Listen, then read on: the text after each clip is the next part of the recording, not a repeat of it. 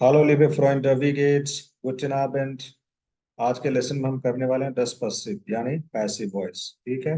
German में passive voice दो तरीके का होता है, फोगांस पसिव और सब्सटेंस पसिव। इसको आगे हम डिटेल में करेंगे, मगर एक्टिव और पैसिव का डिफरेंस समझने के लिए एक छोटा सा एग्जांपल लेते हैं। जैसे मान लीजिए टीचर ने क्लास में बच्चों को होमवर्क दिया हुआ था, अभी आज आके पूछ रहे हैं, हाँ बच्चों किस किस ने होमवर्क कर लिया है।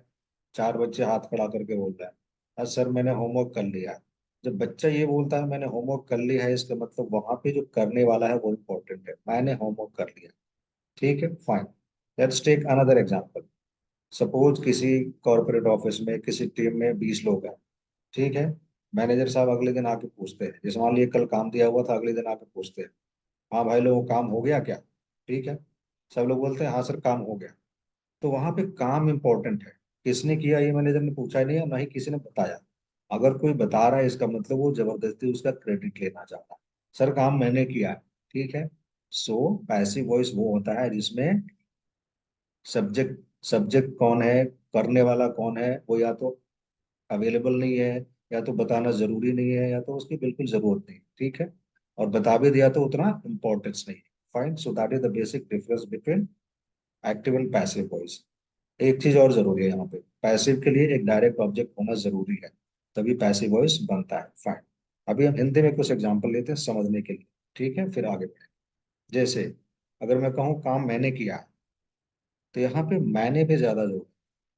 काम तो हुआ है मगर किया किसने, मैंने किया है, so that's important. So that is active voice.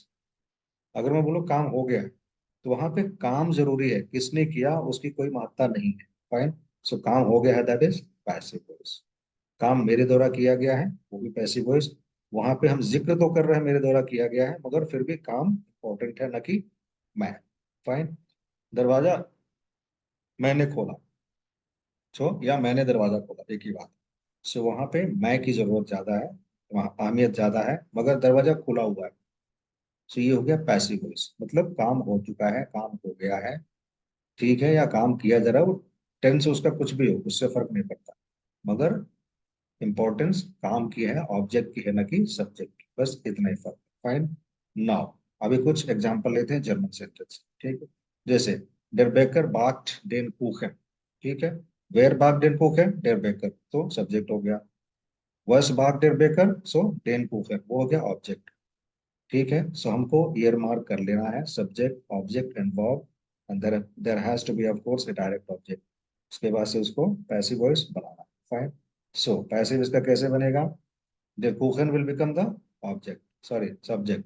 और यहाँ पे ऑब्जेक्ट था इसलिए डेन कुकन था, मगर पैसिव वॉइस में वो खुद ही सब्जेक्ट बन जाएगा। उसके बाद से एक हेल्पिंग वर्ब हम लगाएंगे वेर्डन, और उसको कंजुगेट करेंगे सब्जेक्ट के हिसाब से। when we when we talk about conjugation, it is always as per the subject। ठीक है। सो डेर कुकन है इसलिए वेर्ड हो जाएगा। एंड उसके बाद से हम एक एक्स्ट्रा लगाते हैं form, and then the doer, यानी जो सब्जेक्ट पिछले सेंटेंस में था। उसके बाद से पार्टिसिपिल चॉय, थर्ड फॉर्म। फाइन। सो डेर कुchen wird फॉर्म बेकर gebacken। राइट। एक और एग्जांपल लेते हैं।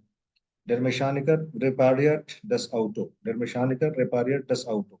das Auto क्या होगा, ऑब्जेक्ट, उसको हम ले जाएंगे सब्जेक्ट बना के। सो das Auto wird फॉर्म मैकेनिकर, मैकेनिकर repariert। ठीक है, फाइन। अभी ये पैसिव भी दो तरीके के होते हैं, एंड ध्यान रहे हम क्या कर रहे हैं अभी, पैसिव इन प्रेजेंस। ठीक है, फाइन। सो फोरगांस पैसिव, फोरगांस का मतलब क्या होता है, प्रोसेस, एक अकरेंस, जो प्रोसेस चल रहा है। सो जब भी हम फोरगांस पैसिव की बात करते हैं तो बैकग्राउंड में एक एक्शन, एक अकरेंस, एक प्रोसेस चल रहा होता है। फाइन। सब्सटेंस पैसिव में क्या होता है, एक सिर्फ स्टेट बताता है ये काम हो गया, जैसे दरवाजा खुला है, हम अगर देखते हैं तो दरवाजा पहले से खुला हुआ है। फाइन, उसको आगे करें। सो इसका स्ट्रक्चर क्या होता है, ऑब्जेक्ट, ठीक है, जो सब्जेक्ट बन के आ रहा है दोबारा, और उसके बाद से वेर्डन, मतलब वेर्डन का कंजुगेशन, फॉर्म प्लस एजेंट्स, यानी जो सब्जेक्ट था पहले, और उसके बाद से participle choice of the verb. ठीक है। एंड यस, ध्यान रहे हमेशा, it has to be a, it's usually a transitive verb, and there has to be an object, direct object. Fine. So ich koche Reis, ich subject, koche verb, Reis object. So Reis wird von mir gekocht, और इसका भी ध्यान रहे, phone हम use करते हैं, सो phone always takes dative, सो ई का मियर हो जाएगा। And gekocht is what, third form of, English में जो थर्ड फॉर्म बोलते हैं, that is participle zwei of kochen। So rice wird von mir gekocht। Der Lehrer öffnet das Fenster, so der Lehrer subject, öffnet verb, das Fenster object, das Fenster बन जाएगा हमारा subject for the passive sentence. So das Fenster wird vom Lehrer geöffnet। अगर आप form layer को उड़ा भी दें तो भी ज्यादा फर्क नहीं पड़ता, बिकॉज यहाँ पे कौन काम कर रहा है उसे मतलब ज्यादा नहीं है, मतलब सिर्फ इससे है कि काम हो रहा है, ठीक है। सो das Fenster wird geöffnet, दरवाजा खोला जा रहा है, the door is being opened. Fine. The student marked the house of garden, so the house of garden हो गया ऑब्जेक्ट, वो बन जाएगा अगले सेंटेंस में हमारे पैसिव में sentence. So the house of garden werden from student gemacht, ठीक है।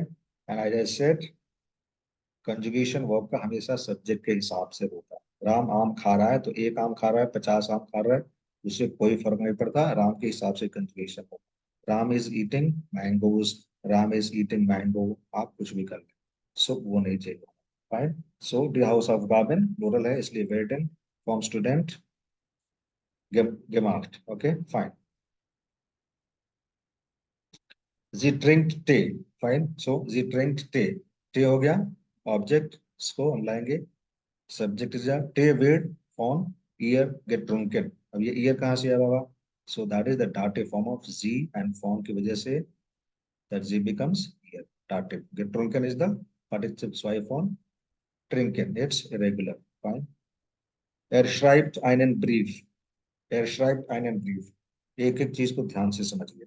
er हो गया subject, wer schreibt den brief, einen brief, er, schreiben verb, einen brief object, ein brief, सो डेर होता है इसलिए einen brief हो गया। फाइन। अभी einen brief जब सब्जेक्ट बन के जाएगा तो einen नहीं रहेगा, because it's in nominative, subject हमेशा नोमिनेटिव होता है। सो ein brief, then wird von ihm geschrieben, ihm क्या हो गया, एयर का डाटिव फॉर्म। डाटिव पे कई सारे लेक्चर पड़े हैं, जाके देख सकते हैं, ठीक है। और इसमें आकुजाटिव बहुत जरूरी होता है, because there has to be direct object and that is always आकुजाटिव। सो एक बार आकुजाटिव का लेक्चर रिवाइज कर सकते हैं। डरमन योफनेट डेन श्रांक, डरमन योफनेट डेन श्रांक, ठीक है। सो डेन श्रांक क्या है, ऑब्जेक्ट है, पैसिव बनाएंगे, so that will become the subject. डेर श्रांक विड फॉन्डे मन योफनेट। फाइन, क्लियर है। नाउ अभी एक चीज यहाँ पे जो हमेशा बहुत जरूरी है, जैसे मान लीजिए अभी एक एग्जांपल लेते हैं, जैसे हम हमेशा बात कर रहे हैं there has to be direct object, direct object. एक सेंटेंस लेते हैं, एक फारे नाख बर्लिन, इसका बनेगा क्या पैसे, नहीं बनेगा। अगर सिर्फ मैं बोल दूं नहीं बनेगा तो ऐसा थोड़ी होगा आप मान लेंगे। इसको देखते हैं बनाकर, लग रहा है जबरदस्ती बना के देखते हैं। सो कैसे बनेगा, एक फारे नाख बर्लिन, इसको इंग्लिश में देखते हैं पहले। मैं पैदल चल रहा हूँ, मैं दौड़ रहा हूँ, इसका बनेगा क्या, वो सब्जेक्ट है ही नहीं। मेरे द्वारा दौड़ा जा रहा है, मेरे द्वारा सोया जा रहा है, ये तो जबरदस्ती वाली बात हुई ना। I am going to Delhi, can we make a passive sentence out of this, no it's just not possible. I am going to Delhi जबरदस्ती बनाएंगे तो कैसे बनेगा, Delhi is being gone to by me, नहीं, because it's intransitive। Intransitive means it doesn't take a direct object, but I'm eating a mango, I'm writing a letter, so a letter is being written by me, वो होता है। The same goes in German language। So ich fahre nach Berlin, इसका नहीं बना सकते, जबरदस्ती बनाएंगे भी तो कैसा लगेगा, Berlin wird von mir gefahren, ठीक है। तो ये नहीं चलता, ठीक है। या आप चाहे तो यहाँ पे नाफ बर्लिन कर दीजिए, ठीक है। नाफ Berlin wird von mir gefahren, नहीं, ये गलत है, ये नहीं होगा, बिकॉज यहाँ पे ऑब्जेक्ट तो है मगर ये क्या ऑब्जेक्ट है, डायरेक्ट ऑब्जेक्ट नहीं है, it is prepositional object. Fine. तो इसका ध्यान रहे, that is the basic prerequisite for passive sentence, ठीक है। फाइन। नाउ कमिंग टू सो स्टांस पसिव। अब इसको समझने के लिए फिर एक हिंदी एग्जाम्पल। मोहन दरवाजा खोल रहा है, एक्टिव हो गया, दरवाजा मोहन के द्वारा खोला जा रहा है, पैसिव हो गया। ठीक है। सो हिंदी इंग्लिश में लगभग ऐसे ही होता है कि एक्टिव पैसिव होता है। ये सुस्टांस पसिव एक तरीके का अलग सा ब्रांच लगता है, ठीक है, जर्मन, इसको समझिए। फिर मैं अगर मैं बोलूँ दरवाजा खुला है, ये भी तो पैसिव है। सो दैट इज बेसिकली सुस्टांस पसिव। सुस्टांस का मतलब क्या होता है? स्टेट, दशा, उसकी वर्तमान स्थिति क्या है। सो दरवाजे की वर्तमान स्थिति क्या है? खुली है, खुली स्थिति है उसकी, ठीक है, दरवाजा खुला है। अब इसके बैकग्राउंड में कोई प्रोसेस नहीं चल रहा है, मगर अगर जो मैं बोल रहा हूँ मोहन दरवाजा खोल रहा है या मोहन के द्वारा दरवाजा खोला जा रहा है, सो बैकग्राउंड में there is an action going on. मगर दरवाजा खुला है भाई, पहले से खुला है, उसका स्टेट बता रहा है कि वो खुला पड़ा है। So that is called Zustands passive। So द ट्यूअर इज geöffnet, ठीक है, और इसलिए इसमें इस्ट लगाते हैं, यानी जाइन का कंजुगेशन लगाते हैं। So that's the reason it's called जाइन पैसिव, जाइन पैसिव, ठीक है। ऑर्गन्स पैसिव को क्या बोलते हैं? वेर्डन पैसिव। सो डिड ट्यूअर ईस्ट geöffnet, the door is open. इसी को बोले अगर डिड ट्यूअर विड geöffnet, हम भले सब्जेक्ट लगाए न लगाए, एजेंट लगाए न लगाए, डोर लगाए न लगाए, मगर वो ऑर्गन्स पैसिव हो जाएगा। डिड ट्यूअर वीट गए उसने। सो काम हो रहा है, काम किया जा रहा है, और दूसरा सुस्टांस में समझिए काम हुआ है, ऐसे समझ लीजिए। सो होना करने वाले जो सेंस है इसको समझ। Die House of Gaben sind gemacht, die House of Gaben werden gemacht, die House of Gaben werden von den Studenten gemacht, ये दोनों एक ही चीज है। चाहे आप एजेंट लगाएं ना लगाएं, वो एक ही चीज है, दैट इज फोरगांग्स पसिव। लेकिन दी हाउस ऑफ गार्डन जिंद के मार्क मतलब द होमवर्क इज डन।